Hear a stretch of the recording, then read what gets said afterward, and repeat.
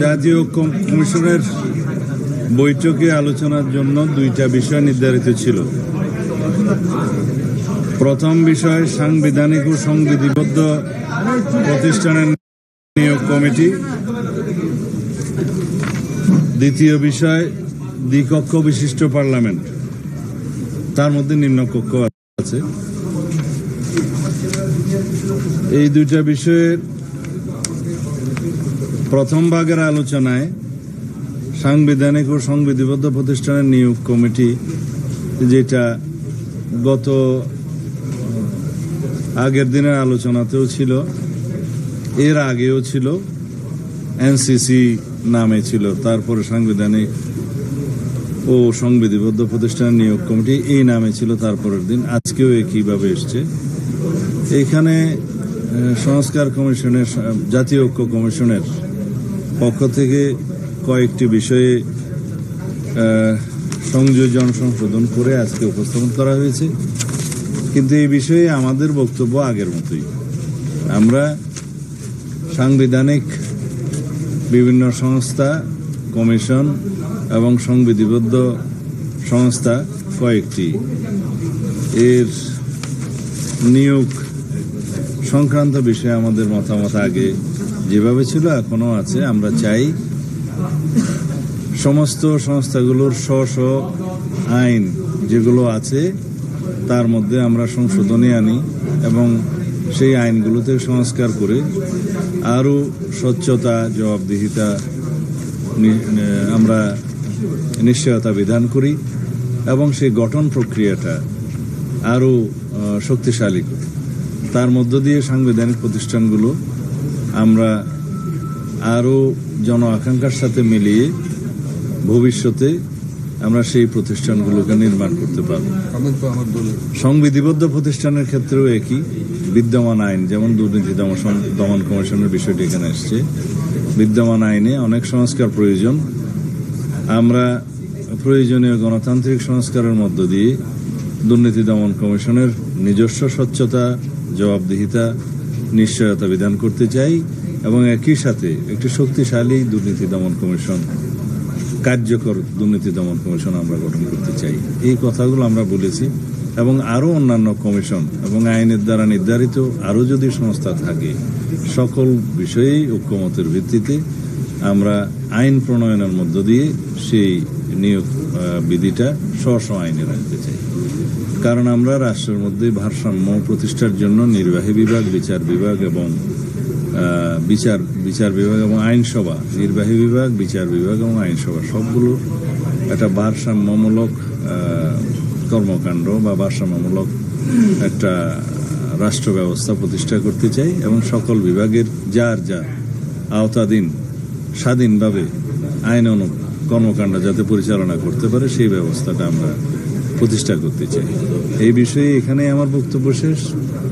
আর দ্বিকক্ষ বিশিষ্ট পার্লামেন্টের ক্ষেত্রে আমাদের দলীয় প্রস্তাব, যেটা আমাদের 31 দফাতে ছিল, সেই প্রস্তাবে আমরা আবার দিয়েছি যে আমরা দ্বিকক্ষ বিশিষ্ট পার্লামেন্টের উচ্চ কক্ষে 100 সদস্য বিশিষ্ট আমরা উচ্চ কক্ষ প্রতিষ্ঠা করতে চাই এবং সেই 100 সদস্য পার্লামেন্টের নিম্নকক্ষে অর্থাৎ জাতীয় সংসদে প্রাপ্ত আসনের ভিত্তিতে সেটা নির্বাচিত হবে এবং তার পাওয়ার ফাংশনের মধ্যে আমরা যে সমস্ত বিষয় এখানে আলোচনা হয়েছে সেটা একটু পরে বলবো। তার আগে গঠন প্রক্রিয়ার মধ্যে আমরা এখনো একমত হতে পারিনি, কারণ এখানে বিভিন্ন রকম প্রস্তাব এসছে। পপুলার ভোটের সংখ্যানুপাতে নেয়ার প্রস্তাব এসছে, ওর মধ্যে 50% পপুলার ভোটে আর 50% নির্ধারিত বিভিন্ন ক্যাটাগরির, যেমন এখানে রাষ্ট্রবিজ্ঞানী, সমাজবিজ্ঞানী, মানবাধিকার কর্মী, নারী এবং সমাজের পিছিয়ে পড়া অংশ থেকে বিভিন্ন শ্রেণী, বিভিন্ন পেশার মানুষের মধ্য থেকে নেয়ার বিষয়ে একটা আলোচনা এসছে। তো এগুলো এখনো পর্যন্ত আলোচনা নিষ্পত্তি হয়নি। তো সুতরাং এখানেই সেটা নিষ্পন্ন রয়ে গেল। আমরা দ্বিকক্ষ বিশিষ্ট পার্লামেন্ট প্রতিষ্ঠার জন্য একমত, 100 সদস্য বিশিষ্ট পার্লামেন্ট সেই উচ্চকক্ষ প্রতিষ্ঠা হোক সেই বিষয়ে একমত। তবে নির্বাচন প্রক্রিয়া কিভাবে হবে সেই বিষয়ে যদি কোনো আরও সুন্দর প্রস্তাব আসে, গ্রহণযোগ্য প্রস্তাব আসে, দেশের স্বার্থে, জনগণের স্বার্থে আমরা সেটা বিবেচনা করব, কিন্তু সেরকম কোনো প্রস্তাব এখনো পর্যন্ত উঠে আসেনি। এই হচ্ছে দ্বিকক্ষবিষ্ট পার্লামেন্টের বিষয়। আর নিম্নকক্ষের বিষয়ে, অর্থাৎ বিদ্যমান যেটা আমরা জাতীয় সংসদ হিসেবে জানি, সেখানে বর্তমান পদ্ধতিতে যেভাবে নির্বাচিত হয়, যে এখানে ইংরেজিতে সেটা বলা হয়েছে ফার্স্ট পাস দি পোল, সেটা বলে সে সিস্টেমে, মানে সরাসরি নির্বাচনের ক্ষেত্রে সংসদীয় আসনে, সেই সিস্টেমে এই জাতীয় ঐক্য কমিশনের পক্ষ থেকে লিখিত প্রস্তাবে সেটাই বলা হয়েছে। আমরা সেটাতে একমত। হয়তো দুই একটি দল আলাদা কোনো মতামত থাকতে পারে, সে বিষয়ে আমি যাব না। তো সুতরাং এখন এই দুইটি বিষয়ই আজকে অনিষ্পন্ন রয়ে গেল। জাতীয় ঐক্যমত্য পোষণ এখনো হয়নি। জাতীয় ঐক্যমত্য কমিশনের কাছ থেকে প্রস্তাব এসেছে, সেটা ওনারা আবারও আলোচনা করবেন। তা আমরা আলোচনায় আগ্রহী। এখন এইভাবে আর কতদিন আলোচনা করলে সেটা নিষ্পত্তি হবে অবশ্য জানি না। ধন্যবাদ। আজকে জাতীয় ঐক্যমত্য কমিশনের পক্ষ থেকে একটু হতাশার প্রকাশ করা হয়েছে সকালে, যে রাজনৈতিক দলগুলো ঐক্যমতে আসতে পারছে না, এবং এর কারণে তারা যে জুলাই সনদ দিতে চাচ্ছিল বা জাতীয় সনদ যেটা বলছে সেটাও তারা দিতে পারছে না নির্ধারিত সময়ে। তবে আশাবাদ এটাও ব্যক্ত করেছে যে জুলাই মাসের মধ্যে তারা সনদটা দেবেন। এক্ষেত্রে বিএনপির অবস্থান কি জুলাই সনদের সাথে আপনাদের ঐক্যের এই বিষয়গুলো রেখে বলবেন? তাহলে লম্বা আলোচনা করতে হয়। এই পর্যন্ত জুলাই সনদ বলি বা জাতীয় সনদ বলি, এই বিষয়ে স্বাক্ষরিত হওয়ার জন্য সবচেয়ে বেশি আন্তরিকতা আমরা প্রদর্শন করেছি। আমরা জাতীয় মূলনীতির ক্ষেত্রে আমরা আমাদের অবস্থান জানিয়েছি, আমরা কি বিষয়ে একমত। আমরা 70 অনুচ্ছেদের ব্যাপারে আমাদের পজিশন জানিয়ে আমরা সেখানে একমত হয়েছি, এবং সেটা জাতীয় সনদে অন্তর্ভুক্ত হবে, সবাই সেটা একমত হয়েছে।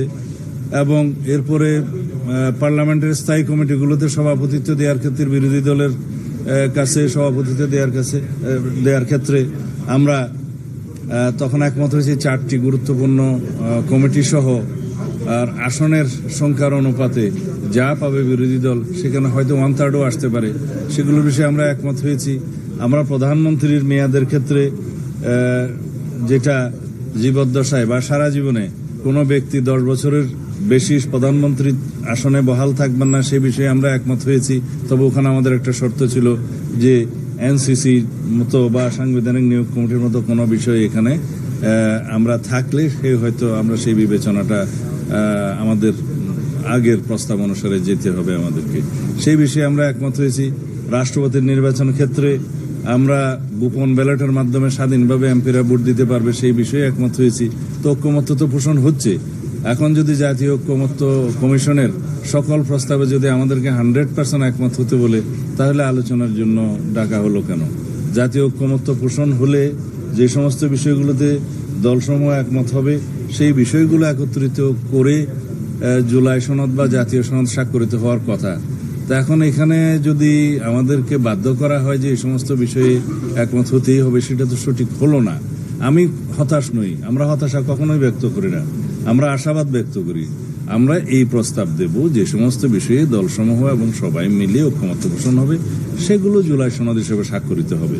আর বিষয় যেগুলো এখনো আলোচনাধীন আছে, এই বিষয়ে আমি কোনো আলোচনার টেবিলে যেহেতু আছে, এই বিষয়ে আমি কংক্রিট কোনো সিদ্ধান্তমূলক কোনো কথা আমার দলের পক্ষ থেকে দেব না। যদি নতুন কোনো প্রস্তাব আসে ওই বিষয়গুলোতে গ্রহণযোগ্য, যেটা জাতির জন্য কল্যাণ হবে, সেটা অবশ্যই আমরা দলে আলোচনা করে পরে আবার জানাবো।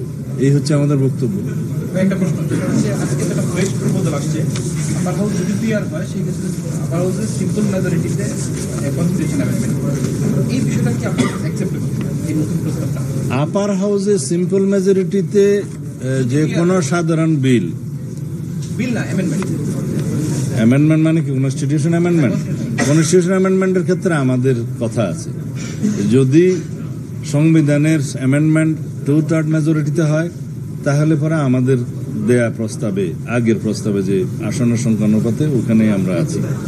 আর যদি জেনারেল মেজরিটিতে সংবিধান সংশোধনের বিল পাশ করার বিধান রাখা হয়, সেই ক্ষেত্রে নতুন কোনো প্রস্তাব যদি আসে যে পপুলার ভোটের মধ্যে অথবা অন্য কোনো ক্ষেত্রে, সেটা যদি কংক্রিট কোনো প্রস্তাব আসে, তখন সেটা আমরা আলাপ আলোচনা করব। এখন তো সেই বিষয়টা প্রস্তাব আসেনি, না আসেনি, সেই প্রস্তাব আসেনি। থ্যাংক ইউ থ্যাংক ইউ ভাই